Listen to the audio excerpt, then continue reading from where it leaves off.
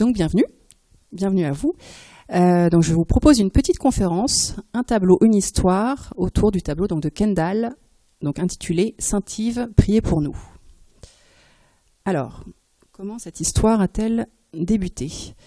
Alors moi j'ai eu connaissance du tableau, alors d'abord d'ailleurs de la version noir et blanc finalement du tableau, donc de la gravure de ce tableau, en 2021 lorsque je préparais le parcours découverte qui était dédié donc au croquis de Fréminville. Donc il a croqué en fait les paysages du Pouldu dans son carnet en 1891. Et on avait donc un croquis que je vous ai mis là à côté, donc de la chapelle de Saint-Maudé. Et donc pour illustrer, pour accompagner ce croquis de la chapelle de Saint-Maudé, j'avais proposé à côté donc la gravure d'Henry Wolff qui représente donc le tableau de Kendall. Henry Wolff, c'est un graveur qui est né en Alsace, mais il a surtout travaillé aux États-Unis. Et son travail consistait, entre autres, en fait, à faire des gravures sur bois d'œuvres de divers artistes qui étaient ensuite reproduites, donc publiées dans des magazines. Donc cette gravure, elle est conservée donc dans un musée à Washington. Même musée d'ailleurs qui détient un très beau tableau de Kendall que je vous montrerai un peu plus tard, qui s'appelle Désir. Alors le croquis de Fréminville en plus grand. Alors, qui est Fréminville ? Charles de Fréminville, donc c'est pas un artiste de profession, c'est un grand ingénieur et qui est en fait connu comme l'un des pionniers de l'industrialisation en France, puisqu'il a appliqué les principes du taylorisme à quelques entreprises françaises, qui est une méthode d'organisation scientifique du travail. Donc, il est né à Lorient, c'est un centralien, donc il a fait l'école centrale donc des arts et manufactures, et lorsqu'il croque donc dans son carnet les paysages du Pouldu, il a à ce moment-là 35 ans. Il occupe son premier poste, donc il est ingénieur à la compagnie des chemins de fer Paris-Orléans. Donc il connaît bien le territoire parce que ses parents ont une propriété à Quimperlé qui s'appelle donc la Villeneuve-Brahoïc, et son père, alors qui vient de décéder, est en fait ancien directeur donc des constructions navales de Lorient. Et donc, il connaît le Pouldu puisque la famille Fréminville, en fait, fera construire plusieurs habitations, plusieurs villas, 2 villas, notamment 2, aux abords de la plage des Grands Sables. Alors, on revient au tableau et à la version couleur du tableau. Donc, cette peinture représente donc 2 jeunes filles assises sur un banc en pierre, donc à l'intérieur d'une chapelle. La plus âgée d'entre elles donc, est tournée vers une grande statue polychrome qui est posée sur l'appui d'une fenêtre. C'est un tableau qui a été accepté donc au Salon de Paris, donc au Salon de l'Industrie, aux Champs-Élysées, en 1891. C'est ce qu'on appelle le Salon des artistes français. Alors, un salon où on a également des artistes étrangers qui exposent, puisque Kendall est un jeune artiste américain. Il a 22 ans donc quand il propose son tableau. Donc on a beaucoup d'artistes étrangers qui exposent au salon cette année-là. Des artistes qui se font remarquer d'ailleurs par leurs trouvailles, leurs recherches, qu'on juge donc très modernes.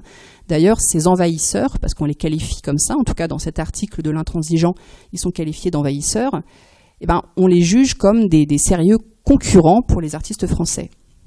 Donc là, je vous ai mis un extrait donc, d'une critique. Il est écrit, donc Monsieur Sergeant Kendall, alors avec une petite faute d'orthographe à son nom de famille, est d'une sobriété extrême. Son Saint-Yves prié pour nous est fait de rien. 2 filles de la campagne, l'une déjà grande, l'autre la petite sœur, tout effarée, sont assises sur un banc de pierre et s'appuient contre le mur crayeux. Elles sont esquissées à traits hardis, et leurs figures inquiètes se lèvent à demi vers la niche du sein qu'elles implorent. Les innocentes. Il continue, pas de procédé, pas de malice, et malgré cela, de l'effet obtenu par la simplicité. Donc c'est un tableau en fait qui marque véritablement un tournant donc dans la carrière de Kendall. On a beaucoup d'artistes étrangers qui sont à Paris pour se former et qui espèrent finalement lancer leur carrière en étant acceptés au salon. Donc c'est le cas pour Kendall, il est accepté au salon de Paris et en plus il obtient une mention honorable pour ce tableau, ce qui est une chose rare pour un artiste étranger. Donc on a vraiment une critique qui est très élogieuse et Kendall donc débute avec ce tableau sa carrière artistique. Je vous montre un autre tableau, justement réalisé par un artiste étranger, donc c'est un artiste britannique qui expose donc au salon donc en 1891, qui va créer vraiment une sensation très vive. C'est le tableau, enfin un des tableaux parmi les plus remarqués justement lors de ce salon en 91.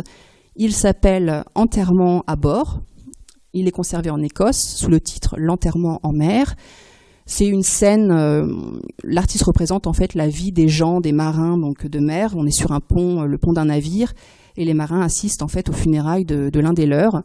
Il est allongé sous un drap là sur une planche et il s'apprête en fait, le corps s'apprête à être jeté, basculé en fait dans l'océan. C'est un tableau voilà qui est vraiment très très remarqué, qui va d'ailleurs être récompensé puisqu'il va recevoir la médaille, la 3e médaille en fait. Sachant en plus que dans la section peinture de ce salon en 91, on n'a aucun artiste qui n'a obtenu la médaille d'honneur, parce qu'ils n'ont pas trouvé, il n'y a pas eu de majorité absolue, donc la médaille d'honneur n'a pas été distribuée. Il n'y a pas eu non plus de médaille donc de première classe, uniquement des médailles de 2e et 3e classe, et également quelques mentions honorables. Donc Kendall a reçu une de ces mentions honorables. Alors, une autre critique qui est parue dans le Progrès artistique, qui salue là aussi donc encore le sujet qui a été choisi, la gamme chromatique, le traitement de la lumière. Donc il est écrit « Comment se désintéresser d'une représentation ingénue de l'enfance, semblable à celle de M. Sergeant Kendall, le désespoir de ces 2 orphelines, affaissées sur un banc et implorant Saint-Yves, n'est-il pas ressenti tout à fait propre à exciter la compassion ?» Et par surcroît, la jolie gamme que celle dans laquelle est conduit tout le tableau. Je poursuis avec encore une critique, alors un petit peu plus nuancée. Là, il est dit, donc, Saint-Yves, priez pour nous, par Monsieur Sergeant Kendall, scène d'un sentiment exquis, avec de très jolies trouvailles dans la valeur des chairs sur la muraille blanche, mais une lourdeur excessive dans les étoffes, le tablier de la jeune femme a l'air taillé dans un bloc de granit bleu. Voilà, donc un critique qui regrette un peu la rigidité du tablier, mais voilà, le tableau est quand même remarqué. Et puis une dernière critique, où l'on complimente donc encore la simplicité, la sobriété dont a fait preuve Kendall. 2 Bretonnes sur un banc d'une chapelle en plein vent, Saint-Yves priez pour nous. Ces 2 Bretonnes viennent un peu du pardon de M. Dagnan-Bouvray, mais le rendu est sobre, la chose bien vue. Alors, on fait référence à Dagnan-Bouvray, c'est un peintre français. Il est né à Paris et il est considéré à l'époque comme vraiment la référence de l'artiste naturaliste. Donc, le naturalisme, en fait, s'attache à représenter, à peindre la réalité. Et on va dire qu'en littérature, le pendant naturaliste, c'est, on peut dire, Émile Zola, qui avec l'Assommoir notamment, ou tout un cycle en fait il écrit tout un cycle autour des Rougon-Macquart pour montrer en fait ce qu'est la vie donc du monde ouvrier en utilisant le jargon des bas faubourgs. Enfin voilà, ça c'est le naturalisme en littérature, c'est Zola, et bien le naturalisme en peinture, c'est notamment Dagnan-Bouvray. C'est un mouvement qui est de plus en plus apprécié à l'époque, par les salons et par le public. Donc je vais vous montrer 2 œuvres d'ailleurs de Dagnan-Bouvray. Dagnan-Bouvray, il triomphe au salon en 1887 avec Le Pardon en Bretagne, donc qui est conservé à New York, et en 1889, nouveau triomphe avec Bretonne au Pardon, qui est conservé donc aujourd'hui à Lisbonne. Donc ce sont des toiles qui montrent en fait la fascination pour le mode de vie des Bretons, pour ce mode de vie qu'on dit vraiment ancestral, avec ses coutumes, ses costumes. Et il faut savoir qu'à cette époque, on est à la veille quand même de la 2e révolution industrielle, donc ça bouge énormément, mais la Bretagne apparaît encore comme complètement figée dans ses traditions. Donc on va, en tout cas, Dagnan-Bouvray va essayer de respecter scrupuleusement donc le rendu des costumes, le rendu des rites, de l'architecture. Alors sachant qu'il nous donne finalement une illusion donc de la réalité, une illusion d'authenticité, mais c'est un travail effectué d'après-photographie avec des modèles qui ne sont pas forcément d'ailleurs des Bretons. Ce sont des scènes qui sont recomposées en atelier. D'ailleurs, son épouse a posé pour la femme qui apparaît au premier plan donc du tableau Le Pardon en Bretagne. Donc voilà des toiles dites naturalistes.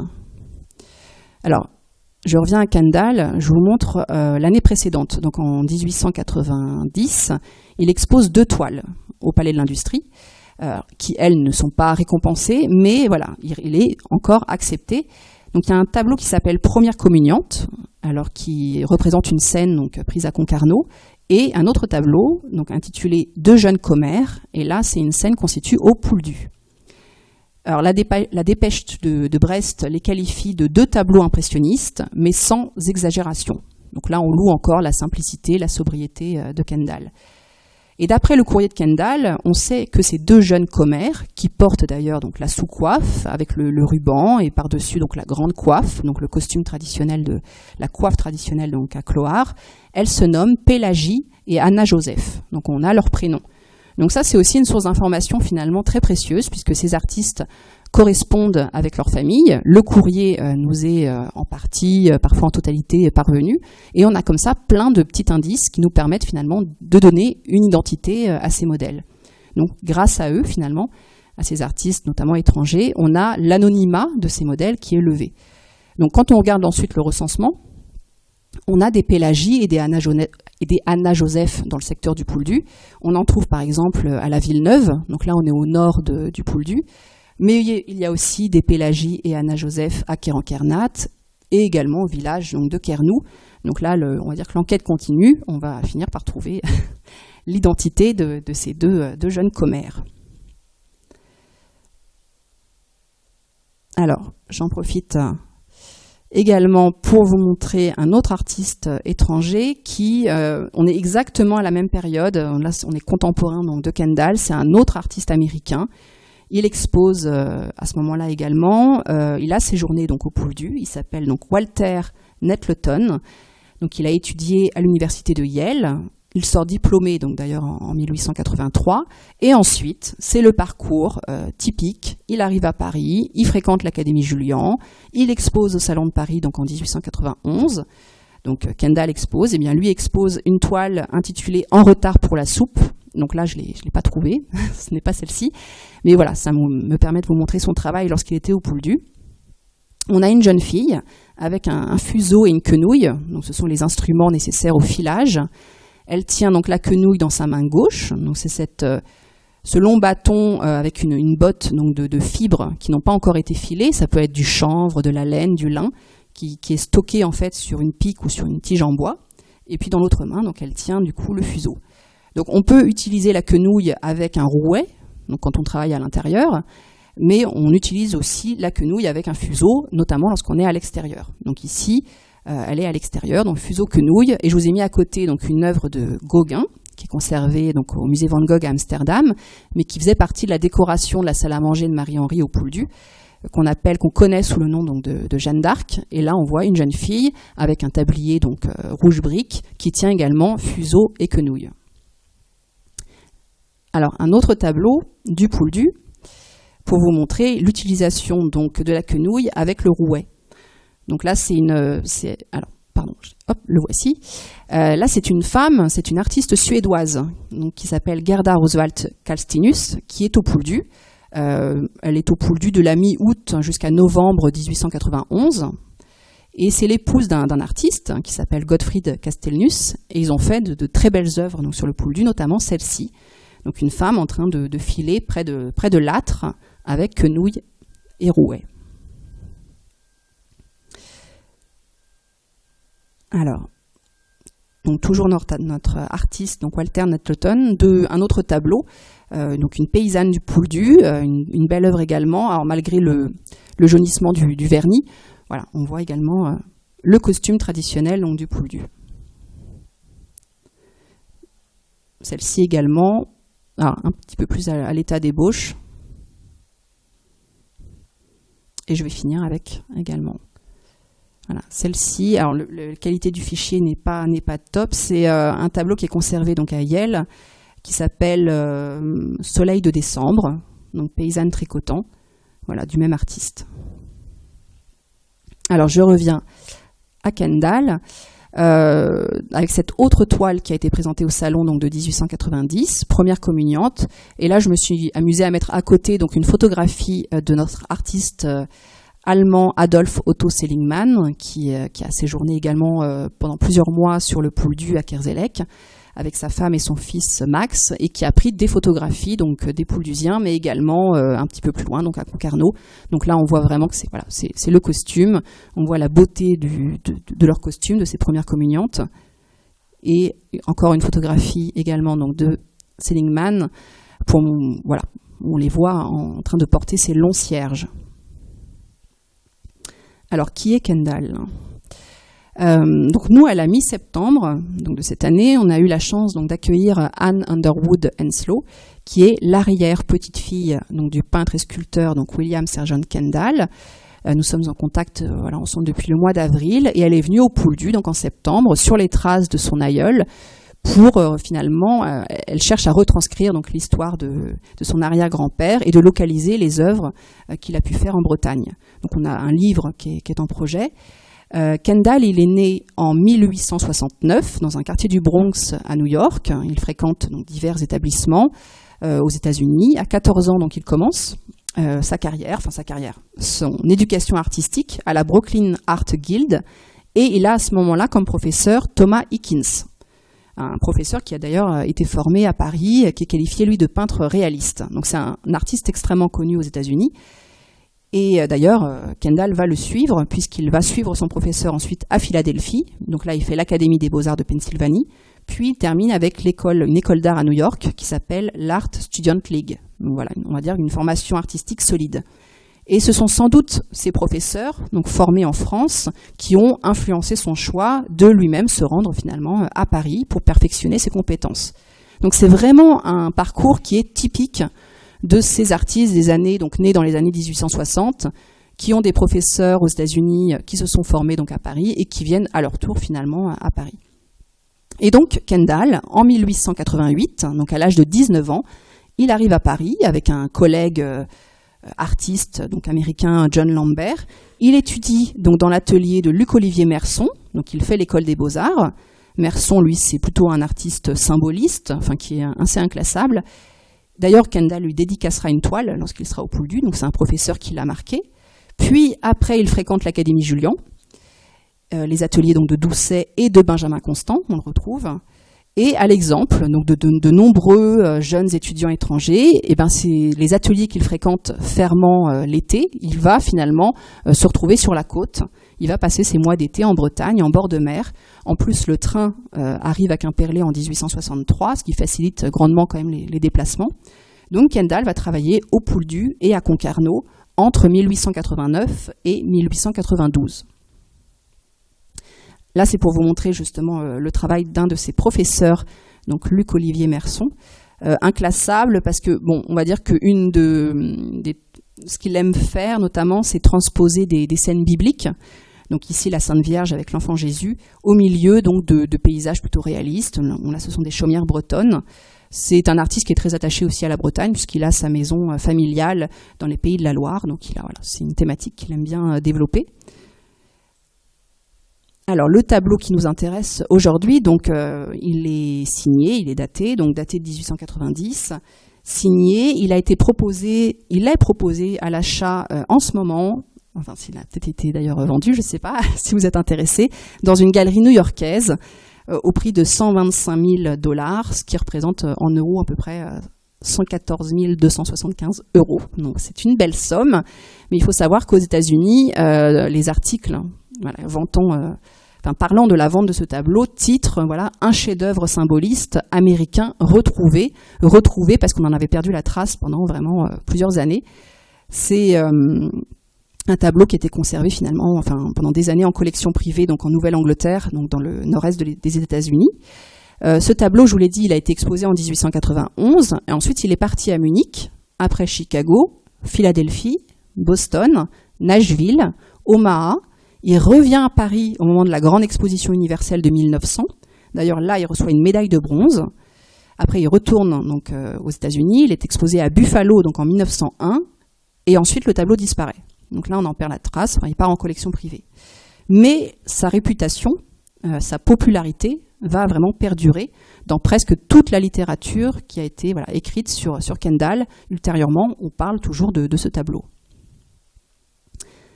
Alors, la chapelle de Saint-Maudé. Donc ça, on n'a aucun doute sur le fait que ce tableau a été peint dans cette petite chapelle, car Kendall l'a écrit. On le lit dans sa correspondance.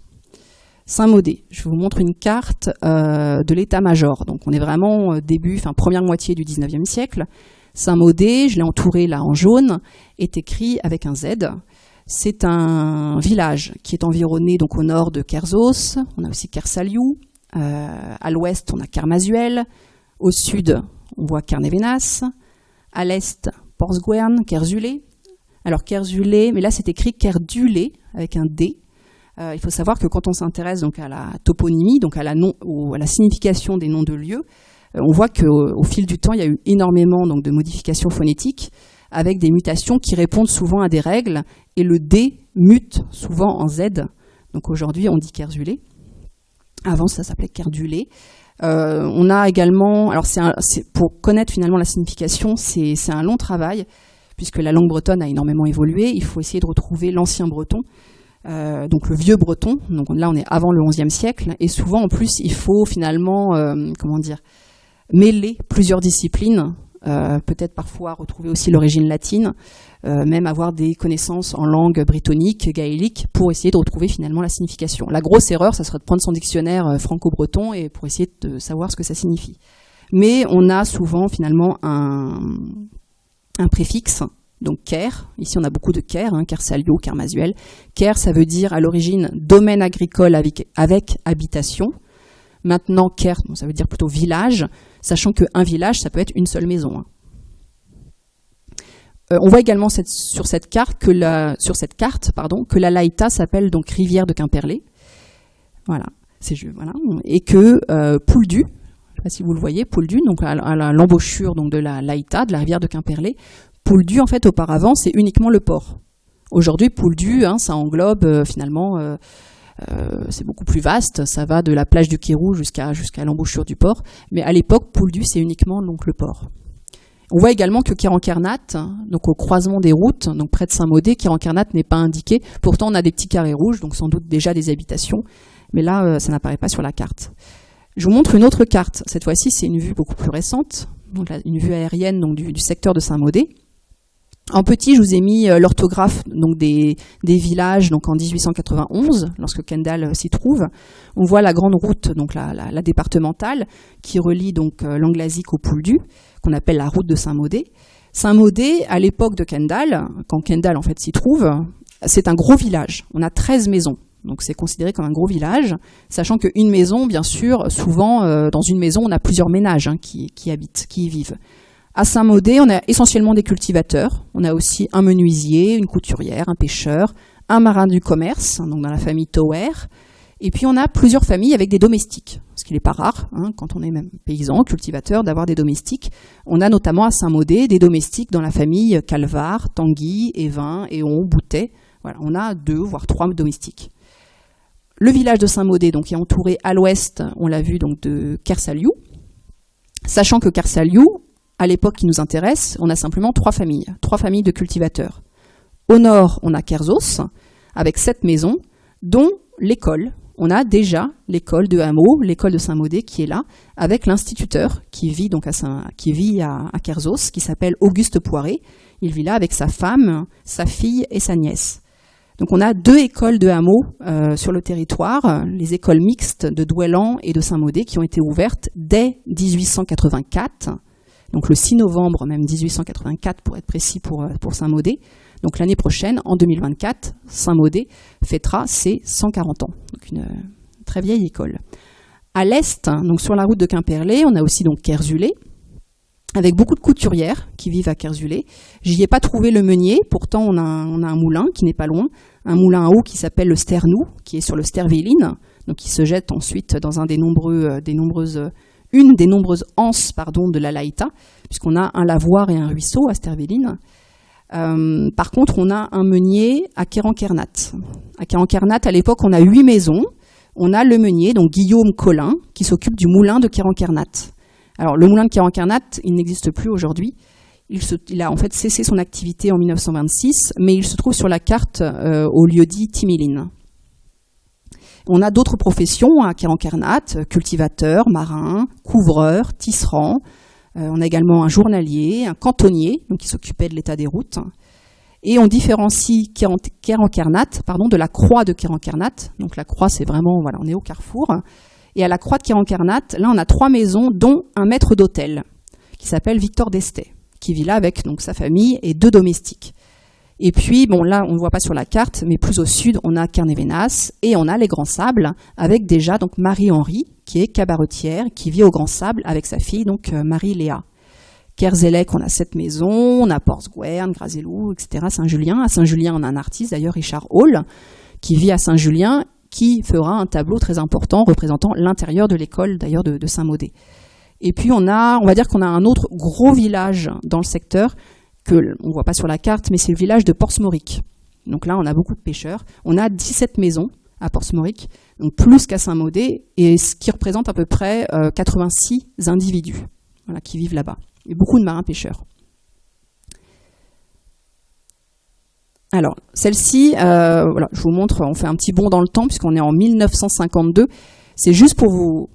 Enfin, moi, quand j'ai vu cette photographie, j'ai été assez sidérée par le nombre de vergers. C'est incroyable. On a énormément donc de vergers sur le territoire. Donc là, c'est une photo qui a été prise. En fait, la France a été photographiée donc entre 1950 et 1965, et le Finistère a été photographié en 1952. Il y a une grande campagne donc photographique. Et là, on voit les vergers, les cidres. Il faut savoir que Clohars a vraiment eu un âge d'or économique grâce aux pommiers à cidre. C'est une production qui est vite devenue très rentable. On en a planté énormément. Clohars et Fouesnant sont reconnus comme des territoires parmi les plus réputés pour la production de cidre. C'est une boisson très courante qui ensuite va finir par être supplantée par le vin. Et je vous montre également voilà, tous les vergers qu'on pouvait trouver à Douélan, donc sur la rive droite. On a aussi une pomme qui est originaire de Clohars, qui s'appelle la variété dite de Kermérien. Donc on n'est pas loin du moulin de Kerkousket. C'est une variété qui est vraiment reconnue comme vigoureuse, comme fertile, qui donne une brassée, lorsqu'elle est brassée seule, un excellent cidre.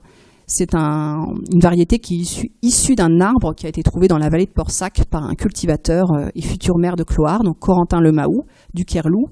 Et voilà, donc on vend beaucoup la pomme sur Clohars. On la vend aussi à l'Espagne, qui en fait donc, du cidre, et on la vend surtout à l'Allemagne, notre pomme à cidre. Ils en font notamment de la compote. Et j'en profite pour vous montrer un tableau représentant un verger au Pouldu, réalisé par une artiste canadienne qui est née donc vers 1860 donc à Terre-Neuve et Labrador, mais qui ensuite est partie faire sa carrière en Écosse puisqu'elle va déménager à Édimbourg pour étudier la peinture. Elle est venue, elle a travaillé en Bretagne, donc à Concarneau et au Pouldu. Elle s'est installée à Paris en 1889, donc c'est encore cette génération d'artistes qui va fréquenter elle donc l'Académie Collard aussi. Une élève là encore de Dagnan Bouvray. Et elle a représenté cette scène. Alors, elle est qualifiée, lorsqu'on regarde sur le site de vente, scène impressionniste de 2 femmes portant des bonnets de style hollandais, ramassant des pommes sous un verger. Donc, on n'est pas en Hollande, on est bien au Pouldu, puisque c'est une toile qui a été signée en bas à gauche et qui est accompagnée d'une inscription. Alors, qui a été retranscrit par le site de vente Paul Do, mais c'est bien Pouldu, c'est bien au Pouldu. Mademoiselle Campbell Macpherson. Lorsqu'on lit les critiques donc sur ce qu'elle peut exposer, il est dit voilà, qu'elle sait voir et elle sait traduire ce qu'elle a vu. Il est écrit également la sincérité et la caractéristique de son viril talent. Ça, il n'est pas rare d'avoir ce qualificatif viril pour qualifier le travail des femmes à cette époque, comme si finalement le talent était une qualité propre à l'homme. On peut lire encore au salon de 1903 où elle expose 3 bons tableaux, dont 2 bretonnes au verger, donc sans doute celui-ci. Le pinceau est vigoureux et hardi, les ombres profondes, les tons chauds. C'est un talent viril qui s'accentue chaque année. Voilà, un très beau tableau. Alors, je reviens à Kendal et à la chapelle de Saint-Maudé. Donc là, on entre dans la chapelle pour voir donc ce sol pavé de larges dalles de pierre. On a un banc en pierre qui agrémente voilà, tout le pourtour intérieur de la chapelle. On voit aussi au loin l'appui de la fenêtre. La seule grande différence entre le tableau et le site, la chapelle actuellement, c'est que le banc en pierre s'arrête, alors que Kendal le fait se poursuivre en fait sous l'appui de la fenêtre. Voilà, une autre vue, on voit que le banc s'arrête, le banc en pierre. Alors j'en profite pour vous montrer quelques photographies anciennes issues de quelques cartes postales anciennes issues de la collection municipale. On voit la chapelle de Saint-Maudé. C'est une chapelle qui est datée donc, du XVIe, XVIIe siècle, donc avec une chapelle très simple, avec un plan allongé. On voit la petite sacristie également au nord, qui sert en fait aux prêtres pour se préparer avant de célébrer donc, les différentes cérémonies. C'est une petite salle. C'est une église qui est orientée, donc c'est pas une obligation, celle-ci est orientée, donc son chevet pointe vers l'est. L'est, c'est là où le soleil se lève, donc c'est le symbole du Christ ressuscité. On a également à l'ouest, donc du coup, le portail et le clocher. Alors là, c'est vrai que c'est une vue qui, pour nous, est finalement moins habituelle. On a tendance à l'aborder plutôt par l'est, puisque aujourd'hui, l'ouest, donc la façade avec le portail, l'entrée, est environnée quand même d'arbres. Donc on a plus cette perception comme sur les photographies anciennes.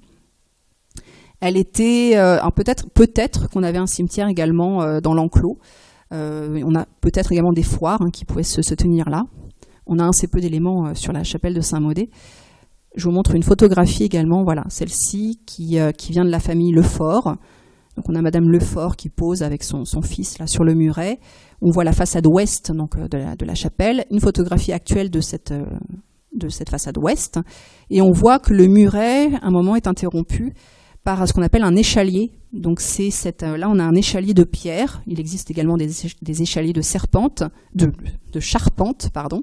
C'est une pierre plate qui est posée sur la tranche et qui permet en fait d'enjamber. En fait, on enjambe cette pierre plate pour se rendre dans l'enclos. Ça évite l'intrusion des animaux venant de la ferme, donc les vaches, les chevaux, les cochons, les chiens, les poules, les canards, comme ça, ne pouvaient pas accéder finalement à l'enclos paroissial. On a également des barrières en bois qui sont équipées d'échaliers qui permettent, qui interdisent l'entrée du bétail. Je vous montre différents types d'échaliers. Voilà, ils sont assez incommodes à franchir, les échaliers, mais l'inconvénient, c'est que la porte, elle reste pas ouverte. On n'a que à enjamber. Parfois, d'ailleurs, on peut mettre, là on voit sur la figure 720, une petite pierre, une grosse pierre en fait, à côté de l'échalier pour faciliter le passage. Voilà, je reviens à notre chapelle donc de Saint-Maudé. Voici une autre photographie. Celle-ci également. Saint-Maudé, qui là s'écrit simplement « et », donc on a différentes orthographes. Voilà. Je ne sais pas si je les ai classées dans l'ordre chronologique, j'ai essayé. Celle-ci. Celle-ci encore qui est assez connue, elle s'accompagne d'un poème de Botrel. Une vue un petit peu plus lointaine encore, voilà celle-là. Voilà, donc c'est vraiment un site qui a été photographié et un site qui a plu aux artistes. On n'est vraiment pas loin du tout de la croix de Quirencarnate, voilà, avec quelques vaches en train de pâturer devant. Elle a inspiré notamment Gauguin et Charles Filigère. Gauguin en a fait une petite gouache sur carton, une gouache d'ailleurs qui a appartenu donc à la collection de Marie-Henri, et Charles Filigère également, un autre habitant donc de l'auberge de Marie-Henri, en a fait également une gouache également, une gouache sur papier. Donc on voit le point de vue est un peu le même, on a cette barrière rustique également à claire-voie devant.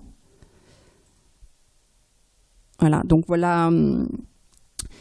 Donc elle a appartenu, cette petite gouache, donc à Marie-Henri, et en 1919, Marie-Henri, elle va s'installer à Carfagny, donc elle va quitter le Pouldu, et elle va vendre une partie de sa collection, donc notamment cette petite gouache. Donc là, vous avez à côté une lettre, donc vous avez c'est l'écriture, la signature donc de Marie-Henri.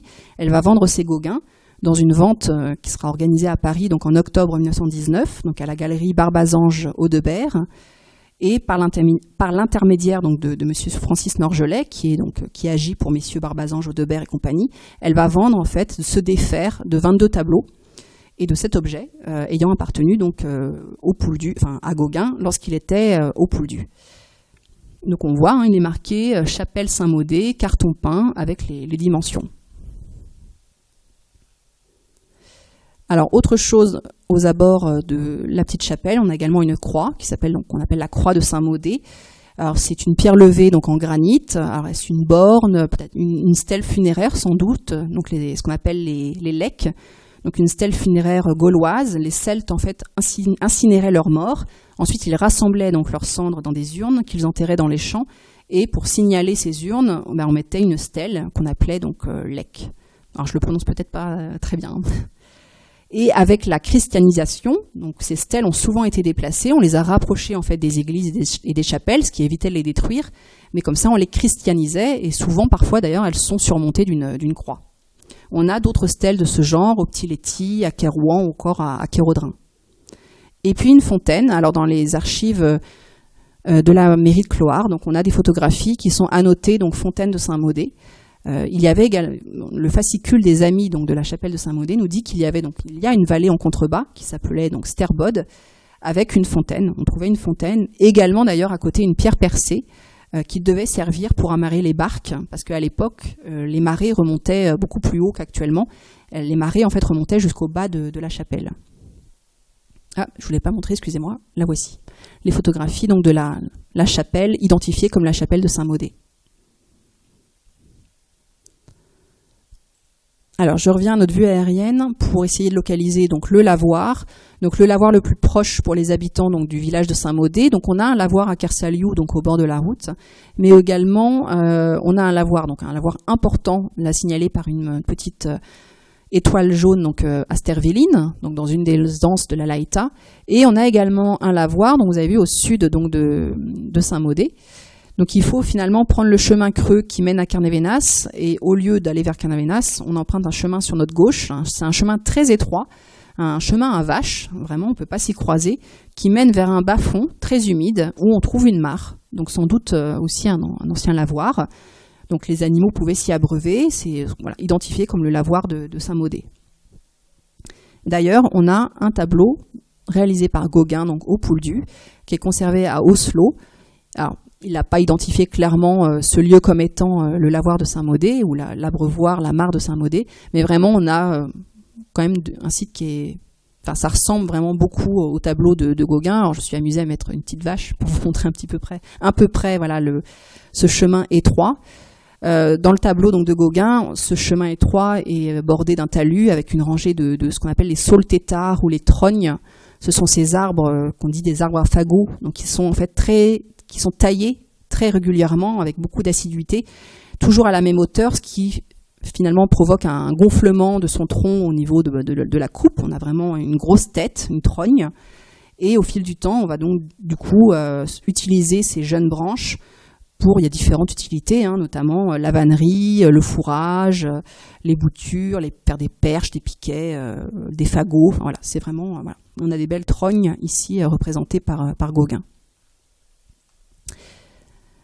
Alors, je reviens à notre tableau pour m'intéresser aux deux modèles. Alors, grâce à Anne, donc Underwood, l'arrière-petite-fille, et au courrier donc, de Kendall, on sait beaucoup de choses. On sait que Kendall est arrivé au Pouldu en septembre 1889 et qu'il loge chez les d'Estey.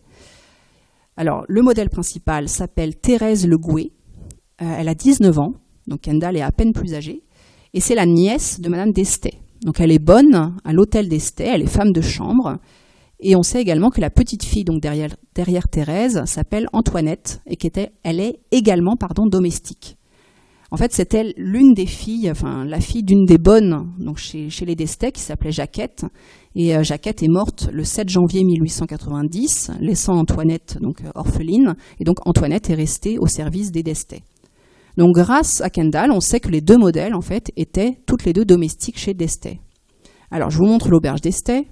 Voilà à quoi elle ressemblait, sachant que l'auberge d'origine ne comprend pas la grosse bâtisse là, qui est mitoyenne. Kendall, il arrive en septembre 1889 au Pouldu, il loge donc chez les d'Estey, et dans une lettre de Kendall, il est écrit qu'il y a là deux artistes français, donc qui logent avec Kendall au même moment dans la même auberge. Et Kendall parle d'ailleurs de Meyerdéhan. Donc Meyerdéhan, le compagnon hollandais donc, de Gauguin, est chez d'Estey à ce moment-là. Il parle d'un autre homme, donc il n'a pas identifié. On sait que Gauguin, d'ailleurs, a logé également chez d'Estey pendant le mois de juillet, en compagnie donc, de Meyerdéhan. Ils venaient tous les deux donc, de Pont-Aven. On sait également, durant l'été, qu'ils ont été rejoints par Filigère. Donc Filigère, un artiste alsacien, va également séjourner ici. Et Sérusier également. Finalement, les 4 hommes qui ont ensuite trouvé pension chez Marion-Henri sont passés également chez d'Estey. Alors d'Estey, c'est un boulanger qui s'installe au Pouldu comme boulanger-pâtissier vers 1886-87. Et il offre à l'occasion donc quelques chambres. Et donc dès juin 1887, il ouvre son hôtel sous le nom Hôtel de la Marine. Donc c'est le premier hébergement de Gauguin lors de ses séjours au Pouldu. Plus tard, il va bâtir une autre maison, une maison adjacente, avec écurie, remise pour la voiture, parce qu'on allait chercher la clientèle à la gare de Quimperlé. Et dans un article de juillet 1899, là on parle de l'ouverture pour la saison de l'Hôtel de la Marine. Donc il est écrit « Hôtel nouvellement aménagé et agrandi, une salle de 100 couverts pour retour de noces et repas de société, ainsi que plusieurs petites salles pour dîner de famille, table d'hôtes, 29 chambres meublées, garage de bicyclettes, remise et écurie. » Voilà, on a toutes les commodités, tous les services. L'auberge d'Estey, pour vous montrer, elle est à la Croix de Caron-Kernat. On voit comme ça la distance à pied entre l'hôtel d'Estey et la chapelle de Saint-Maudé. Et on a également quelques petits tableaux qui nous permettent de mettre un visage sur ces noms. Victor d'Estey, c'est le chef de famille, c'est le maître d'hôtel, il est originaire d'Ille-et-Vilaine, et son épouse s'appelle Marie-Jacquette Houssin, donc elle est née à Rédéné. Il vit à la Croix de Caron-Kernat avec également un fils aîné qui s'appelle lui-même Victor, et avec une fille qui s'appelle Marie, qui a été représentée là par Rupert Bunny, qui est un peintre australien. Et donc, les époux d'Estey se sont mariés en 1874, et Louis d'Estey, donc le chef de famille, à ce moment-là avait 32 ans, il était marin, et il est né à Saint-Georges de Rintembeau, enfin il est né en Ille-et-Vilaine. Là, c'est pour vous montrer l'hôtel d'Estey aujourd'hui. Donc on voit que la bâtisse n'a pas tellement changé. La bâtisse existe toujours aujourd'hui, c'est un centre de vacances aujourd'hui, qui a appartenu en fait anciennement c'était Thomson, maintenant aujourd'hui c'est la compagnie, le CIE Thales. Quelques cartes postales également donc de cet hôtel d'Estey. Alors d'Estey, il l'a loué jusqu'en fait le 29 septembre 1901 pour cause de santé. Il met son hôtel donc en location, l'hôtel de la Marine et la boulangerie attenante. Et d'Estey va être remplacé par un jeune couple originaire donc de Pont-Aven, qui est Raphaël Lepage et Victoire Tirel. C'est toujours Monsieur Lepage. Là, on voit Monsieur Lepage qui a été indiqué Lepage sur le fronton donc de la façade principale. En 1909, lorsqu'on inaugure en fait le service des transports automobiles bretons, qui font la liaison en omnibus entre Quimperlé et le Pouldu, Monsieur Lepage propose un déjeuner spécial. Donc il est encore là. Et ensuite, les Lepage seront remplacés assez vite, quand même, toujours encore pour raison de santé, par Armand Riot. Armand Riot, en 1903, l'établissement est à vendre, donc pour cause de santé, tout le fonds de commerce, hôtel, café, pâtisserie, tout est à vendre, voilà. Là, c'est l'inauguration. Voilà. Quand Armand Riot reprend, on a tout un menu d'inauguration, je vais vous le montrer. Voilà. On a deux d'ailleurs, déjeuner, dîner, canapé d'anchois, fricando en Bellevue, darne de saumon sauce crevette, filet de bœuf béarnaise, génoise au mocha, tout un menu en juin 1911 qui est proposé au moment de l'ouverture donc de l'hôtel Armand Riot. Et là, on change encore de propriétaire. C'est après Armand Riot, l'affaire elle est reprise par quelqu'un du pays, cette fois-ci, par un fils, donc agent portier de l'hôtel du Pouldu, qui est Clément Portier, qui reprend l'affaire. Il est secondé donc par sa femme, une demoiselle Toilou, de Moëlan, qui, après son veuvage, continuera à faire tourner l'établissement en fait, jusqu'à la guerre de 1940. Voilà, l'hôtel Portier. Là, il y a une petite erreur dans la carte postale. Il est indiqué donc le Pouldu, entre parenthèses, Morbihan. Mais là, on est bien dans le Finistère. Mais c'est vrai que la qualification le Pouldu était aussi appliquée à ce qu'on appelle Guidel-Plage aujourd'hui. Donc, il y avait finalement un Guidel, un Pouldu Finistère et un Pouldu Morbihan. Il y a beaucoup de courriers d'ailleurs qui se sont égarés à cause de ça. Et je crois que Gauguin lui-même raconte qu'il est important de bien signaler sur les courriers qui lui sont adressés le Pouldu Finistère, pour pas que le courrier se perde. Autre chose également sur cette carte postale, on voit que l'électricité est arrivée au Pouldu. C'est la société, donc les forces motrices de l'Élé, qui est chargée en fait de construire une ligne haute tension pour fournir l'éclairage électrique depuis la centrale donc de Riec-sur-Belon, donc fournir l'électricité aux communes donc de Moëlan et de Clohars. Donc la société commence ce travail en 1927. Et on sait qu'en 1929, l'électricité est arrivée au Pouldu, parce qu'on a retrouvé une vieille facture donc datant de 1929. Et là, c'est pour vous montrer le joli jardin à l'arrière donc de l'hôtel Portier, du coup.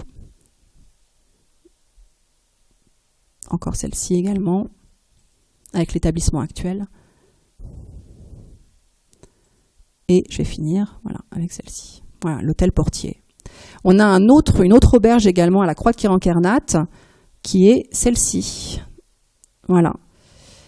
Donc là, c'est un monsieur Gloanec de Quimperlé qui s'est installé là, qui a ouvert un débit de boissons, une épicerie et une poterie. Et puis il va finalement délaisser ses deux dernières activités, qui est épicerie-poterie, pour uniquement se consacrer à la restauration, avec également quelques chambres qu'il pouvait proposer également à la location. Là, une vue avec un peu plus de recul pour se rendre compte où se trouvait finalement cet établissement Gloanec. Donc on est vraiment à la Croix-de-Quirinckernat. Et aujourd'hui, il s'agit de cet établissement. Voilà, l'hôtel Lorée des Plages.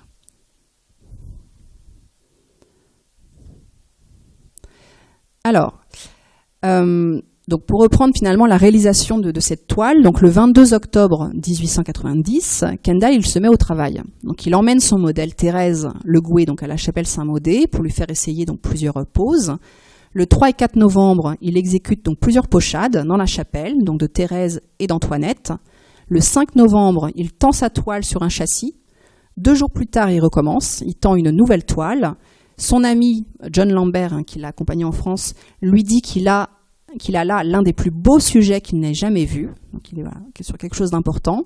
Et finalement, Kendall, il va rester tout l'hiver au Pouldu pour, le 20 mars 1891, terminer son tableau, l'envoyer au salon. Et le jour même, Kendall, il écrit dans son journal, « Après le déjeuner, j'ai senti que toutes mes forces avaient disparu, j'ai dû m'allonger pendant un moment. » On sent vraiment toute l'énergie qu'il a mis dans ce tableau. Ce qui est captivant, c'est d'en apprendre toujours plus sur les modèles, puisque grâce à Kendall, il écrit dans son journal donc le 6 décembre, à propos donc de Thérèse, le modèle principal, donc là je vous l'ai traduit, « C'est ici une vraie Cendrillon, sa tante la bat devant les gens quand elle, donc la tante, est ivre, et la traite de tous les noms, de sorte que la pauvre fille est prête à mourir de honte. Je lui ai demandé pourquoi elle s'endormait toujours lorsqu'elle posait pour moi à l'église. Elle a dit, parce que lorsque je pose pour vous et que je suis loin de ma tante, tout est si paisible et heureux que je pense que je suis morte et au paradis.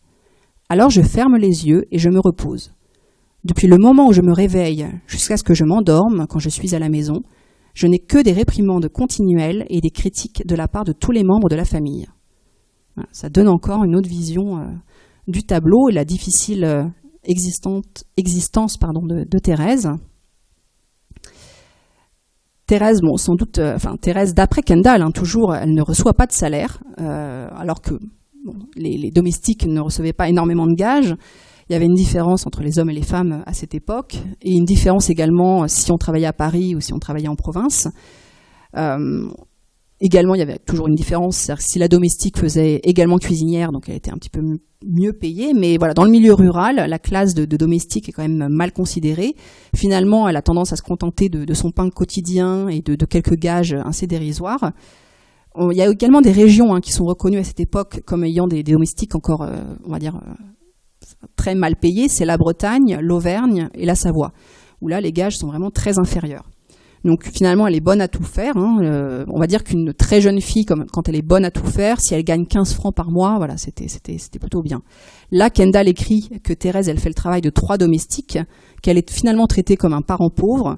On peut aussi s'interroger sur ses relations avec les 2 autres enfants de la famille d'Estey. Sans doute qu'elle devait également s'en occuper. Et puis la domestique, c'est la première levée. C'est elle qui doit faire les commissions même quand le temps est mauvais, donc elle doit sortir par tous les temps. Et c'est souvent elle qui veille, bien sûr, le plus tard possible. Donc elle mange après ses maîtres. Donc là, voilà, elle subit des paroles quand même assez dures, des réprimandes, des privations. Donc voilà, c'est une existence pas facile. Sur Antoinette, on sait assez peu de choses. On sait que son père est décédé, qu'elle va perdre sa mère alors que Kendall était en train de réaliser cette toile. Donc l'artiste, il a visiblement ressenti un fort sentiment de compassion à l'égard de ces 2 jeunes filles, parce qu'elles sont dans une situation compliquée, et puis il les côtoie finalement tous les jours à l'auberge, il les a sous les yeux. de filles finalement assez démunies. Et d'ailleurs, Kendall a souhaité aider Thérèse, puisqu'il a voulu l'aider, il l'a envoyée aux États-Unis. Donc, Thérèse est partie aux États-Unis. Elle a travaillé à Greenwich, donc à New York, où elle a été employée par les parents donc, de Kendall comme femme de ménage, servante. Et là, il est écrit qu'elle a continué aux États-Unis à porter son costume traditionnel. Il faut imaginer Thérèse en costume et sabots dans les rues de Greenwich. Et ensuite, elle a travaillé pour la tante de Kendall à Brooklyn, avant de revenir en Bretagne, où elle se serait mariée. Et alors, le sort d'Antoinette, lui, il est resté inconnu. Alors pour ce tableau présenté donc au salon, on a également une critique donc de Walter Armstrong, qui n'est pas n'importe qui, c'est quand même le directeur de la Galerie nationale d'Irlande. Il salue donc la poésie, la délicate vérité donc de cette peinture, sa simplicité. Donc 2 jeunes bretonnes assises sur un banc de pierre contre un mur blanchi à la chaux, sur lequel est fixée une petite image de saint. Alors c'est pas une image, on sait que c'est une statue. 2 sœurs, bon là il les qualifie de sœurs. L'aînée lève les yeux vers la statue avec la foi pathétique de la paysanne. Alors pathétique, ça veut dire avec une émotion finalement, une tristesse intense. La toile entière vibre de couleurs, d'intensité, de sincérité. Donc c'est un tableau qui émeut énormément. Il y en a quand même 1700 autres qui sont exposés. Il est écrit encore « Ici, le désespoir semble avoir amené les 2 jeunes filles à l'église pour faire appel à Saint-Yves ». Alors Saint-Yves, on va s'y intéresser un tout petit peu pour les Bretons. Il faut savoir que les saints, bien sûr, sont invisibles, mais ils sont omniprésents, vraiment dans leur vie. Ils considèrent en fait que l'esprit du saint habite finalement la statue, et qui représente donc le saint. Et Saint-Yves, il est particulier pour les Bretons, c'est un saint qui est bon pour tout. Il est vraiment polyvalent. On peut vraiment s'adresser à lui pour X raisons. Mais ici, ça nous intéresse parce que Saint-Yves, c'est le saint patron des orphelins et des veuves. Et il se trouve que nos 2 modèles, donc Thérèse et Antoinette, sont orphelines. Donc Antoinette est orpheline de père et de mère, et Thérèse est orpheline de mère. Et son père est un vagabond. Alors après, on peut se demander aussi pourquoi Kendall, sur son tableau, a choisi de couper la tête du saint. Est-ce que finalement les prières donc, de Thérèse et d'Antoinette sont restées vaines, inutiles? Et puis on peut s'interroger, est-ce que vraiment c'est la statue de Saint-Yves? Quand on regarde le tableau, Saint-Yves, alors pour faire très, très rapide, il est originaire des Côtes-d'Armor, il est né, il a vécu donc à Migny-Tréguier, donc dans cette bâtisse. Il est canonisé donc en 1347 par le pape Clément VI, qui va l'inscrire officiellement donc au catalogue des saints. Et le jour d'ailleurs de sa célébration, c'est le 19 mai. Donc c'est le bienheureux Saint-Yves, notamment père et avocat, donc des pauvres, des veuves et des orphelins. Et quand on représente Saint-Yves, la majorité du temps, il est vêtu d'un surplis blanc. Donc c'est cette longue robe avec des manches très évasées. Et il a sur les épaules ce qu'on appelle un camail noir ou un chaperon à capuchon qui protège ses épaules. Et il est également coiffé de la barrette. C'est ce petit bonnet de forme carrée avec 4 pointes. Sachant que la barrette, elle n'est pas propre en fait aux ecclésiastiques. Elle est également portée par les avocats, les juges, les médecins, les maîtres en théologie. Et on a une statue de Saint-Yves dans la chapelle Notre-Dame de la Paix au Pouldu. On voit Saint-Yves en habit d'avocat qui porte un livre fermé dans ses mains. Donc c'est une statue probablement du XVIIIe siècle. Mais quand on regarde le tableau de Kendall, on n'a pas en fait cette longue robe blanche. Alors c'est vrai qu'après l'artiste a pu faire tout simplement un choix esthétique, représenter, là on voit bien sur une muraille blanche un saint vêtu d'une robe blanche, blanc sur blanc. Bon, ça n'aurait pas été un choix très heureux. Je reviens au statut de Saint-Yves. Saint-Yves, il a différents attributs, on l'a dit, donc parfois dans la main un rouleau de papier ou un parchemin, parce qu'il s'apprête finalement à rendre la justice, et de l'autre, il peut avoir aussi un sac à procès, une bourse ou un livre. Dans le tableau de Kendall, on a simplement une statue avec les mains jointes. Quelques statues isolées donc de Saint-Yves dans le Morbihan, on le voit avec parchemin, bourse, en surplis blanc, on voit également la barrette. Et à Neuliac, là, on a également une statue de Saint-Yves, on n'a pas tous ses attributs, mais voilà, on le voit avec en tout cas des mains jointes. Mais on voit que l'habit qu'il porte diffère beaucoup de ce qu'on peut voir sur le tableau de Kendall. Quand il est représenté en groupe, Saint-Yves, il est en fait environné du pauvre et du riche. Et là, il regarde face à lui, mais souvent en fait, il se détourne du riche, de cette offre d'argent que lui fait le riche, pour se tourner au contraire vers le pauvre, dont il va prendre la défense. On a par contre une statue de Sainte Apolline, donc qui appartient donc à la chapelle de Saint-Maudé, donc un personnage féminin debout, alors qui tient un livre dans une main et un cierge donc dans l'autre. Et là, on voit quand même qu'il y a une ressemblance au niveau du drapé, notamment du drapé bleu et vert.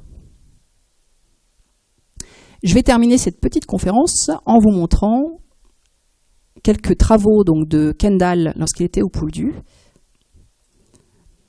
Voilà. Donc sans doute la Laïta, hein. Peut-être une jeune femme qui attend le bac pour passer côté Morbihan. Celle-ci également. Donc voilà la fameuse peinture qu'il a dédicacée, on voit en bas à gauche en fait à son professeur parisien. Alors, il l'a appelé l'embouchure, enfin en tout cas le tableau est connu sous le titre l'embouchure du Pouldu. Là on est plutôt du côté des Grandes Dunes, donc du côté de Bélangenais. On aperçoit en fait le toit d'une chaumière. En fait il s'agit de la chaumière d'Héléna, la fameuse petite chaumière d'Héléna. Cette maison en fait elle a été construite par le grand-père paternel donc d'Héléna qui s'appelle Pierre Le Gouesnou. Il l'a construite entre 1847 et 1847-1851. Donc on est vraiment, c'est la première maison du village de Kerluron. C'est un motif qui est vraiment très prisé par les peintres comme Paul Sérusier ou Slewinski qui l'a représenté. C'est vraiment la chaumière isolée dans un paysage donc de dunes. Et on peut dire que c'est la chaumière d'Héléna parce que voilà, quand on le met en correspondance à côté d'un autre tableau réalisé là par un artiste allemand, naturalisé français qui s'appelle Raphaël Levinson, on voit que c'est exactement le même point de vue qui a été choisi. Là, c'est un tableau qui est conservé donc aux États-Unis, au Telfair Museum, sous le titre Gardeuse de chèvres. Alors, je ne sais pas s'il s'agit de chèvres, plutôt de vaches. On a plutôt des vaches qui avaient comme pâturage les terres du Pouldu. Et le musée américain qui conserve le tableau dit que c'est un sujet hollandais, donc là encore, et qu'on est au niveau du village de pêcheurs d'Egmond, dans les Pays-Bas. Donc là, non, c'est bien Cloard Carnoët, c'est bien le costume de Cloard. Donc du coup, depuis, d'ailleurs, le musée américain a ajouté Bélangenais Beach à son petit cartel. Et nous, on possède, donc en collection municipale, une version également de ce tableau qui est conservé aux États-Unis. Voilà, une version avec une composition vraiment très proche. Et voilà une photographie de la fameuse chaumière d'Héléna qui a inspiré beaucoup d'artistes, avec un tableau donc de notre artiste allemand également. Alors là, la qualité est assez mauvaise, mais on aperçoit quand même la toiture de la chaumière de Kerluron, avec à côté le lavoir, enfin c'était des simples mares qui servaient de lavoir, d'abreuvoir également. Et puis les murets qui encerclent, les murets de pierre sèche qui encerclent tous les chemins, les terres cultivées ou non, d'ailleurs les pâturages. Donc c'est une chaumière vraiment beaucoup représentée, avec cette petite fenêtre en fait au-dessus de la porte d'entrée, qu'on appelle la gerbière, qui échancre très joliment en fait le toit de chaume. Et Héléna, la chaumière d'Héléna, quand on s'intéresse à elle, c'est toujours intéressant de lever finalement l'anonymat de ces personnages. C'est Héléna Marie Le Gouesnou, elle est née en fait dans le bourg de Cloard Carnoët. Voilà une autre vue de sa chaumière. Alors autrefois, Bélangenais s'appelait pas Bélangenais, s'appelait le Loc. Le Loc, ça veut dire la lagune d'eau saumâtre, la mare d'eau, le marais. On avait en fait l'eau de la mer rentrait beaucoup plus, puis on a un petit aussi ruisseau à l'intérieur des terres. On a une maison à cette époque, quand nos artistes s'y trouvent, c'est la maison de Kerluron, qui abrite donc 2 ménages. On a 7 personnes qui vivent sous le toit de cette petite chaumière, dont Héléna qui à ce moment-là a 13 ans. Voilà une photographie après d'Héléna. Elle a 13 ans, c'est le second enfant en fait, d'une grande fratrie. Le reste de la famille vit à Pondu. Elle vit à Kerluron avec son grand-père paternel. Et plus tard, finalement, elle sera rejointe par ses parents et par ses frères et sœurs. Et elle va perdre sa mère en 1897. Sa mère, elle décède donc sans doute des suites de couches. Et le papa d'Héléna étant marin, c'est vraiment Héléna en fait qui va endosser ce rôle de maman pour les 8 enfants qui se retrouvent en fait sans mère. Et voilà, elle va vraiment endosser ce rôle de grande sœur. Héléna qui s'est éteinte à Kerluron, donc à l'âge de 63 ans. Voilà, d'autres toiles de Kendall, personnage sur un chemin en Bretagne, voilà, dans les chemins creux. Celle-ci également, très jolie, qui s'appelle En fleurs. Donc sans doute encore, voilà, on est le long de la Laïta, donc les vergers.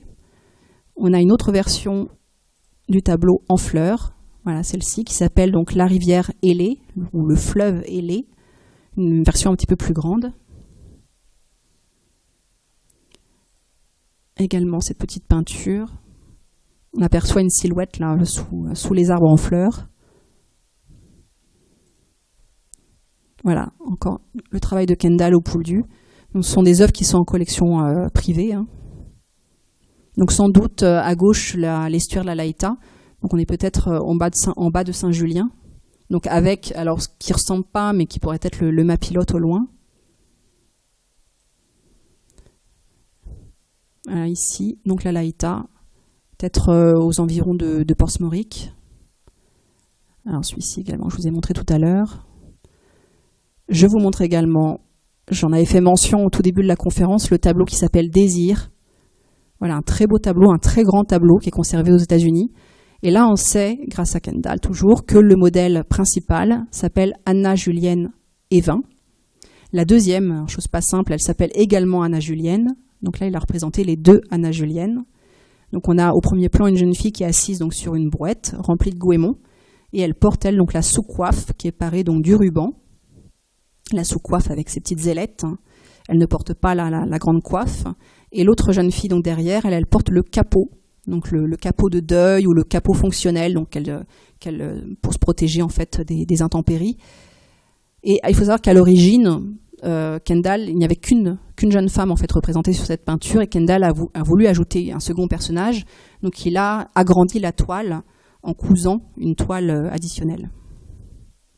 Et ce qui est merveilleux, c'est quand on peut mettre à côté la photographie des modèles. Voilà une photographie dans un verger des deux Anna Julienne, sans doute qu'elle pose pour un autre tableau qui, lui, par contre, a disparu. Voilà encore un tableau des deux Anna Julienne.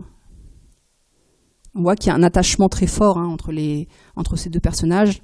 Sœurs, je ne sais pas si vraiment elles sont deux sœurs, parce que porter deux fois le prénom Anna Julienne. Encore, voilà celui-ci.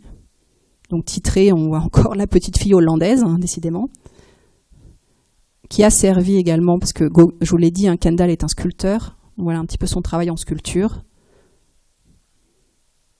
Je vous montre également la version en marbre. Pour terminer, voilà quelques petits mots rapides sur la suite de la carrière de Kendall. Il est retourné aux États-Unis donc en 1892. Et là, il a connu une carrière très brillante, il a enseigné l'art, il a remporté beaucoup d'importantes commandes. Et ses revenus, ils étaient assurés en grande partie grâce à la réalisation donc, de portraits pour la haute société. Des portraits qu'il facturait entre 4 000 et 1 500 $. Ici, c'est un portrait de Miss Stokes. Elle vient d'une des familles les plus importantes de New York, l'une des familles les plus riches donc, d'Amérique. On voit voilà, tous les détails qu'il a apportés au niveau de la robe, au niveau de l'éventail. C'est vraiment magnifique. D'ailleurs, c'est Kendall qui lui a demandé de venir le matin de la séance de pause avec un éventail. Il avait cette idée en tête. Kendall, il est surtout connu pour avoir représenté sa famille. Il a donc, je vous l'ai dit, enseigné l'art. Il a épousé une ancienne élève, donc Margaret, qu'on voit ici, Margaret Weston Stickney. Il a eu 3 filles. Il a beaucoup pris sa femme et ses filles comme modèle. Ici, il représente Margaret avec leur deuxième fille, donc Béatrice. Voilà une autre très belle toile. Et puis il va divorcer donc de Margaret en 1921, puisqu'il a entamé une liaison avec l'une de ses élèves à l'université de Yale, dont il est le directeur et puis le doyen. Il va épouser donc Christine Herter, donc en 1922. Il va démissionner donc de son poste à Yale et il va prendre sa retraite en Virginie, dans le comté de Bath, avec Christine.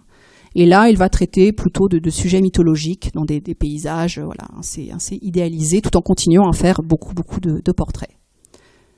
Et voilà, et je termine en vous montrant un travail qu'il a fait en sculpture. C'est un bois peint qui fait penser à la statuaire d'église, qui évoque en fait la quête spirituelle donc d'une paysanne bretonne. C'est une sculpture qui est assez inhabituelle, qui a fait qui a créé une grande sensation aussi quand elle a été exposée en 1915 à San Francisco. Et là, c'est la cousine germaine de Kendall qui a posé, qui a servi de modèle pour cette très belle pièce. Voilà, je vous remercie de votre attention pour ce moment, un tableau, une histoire.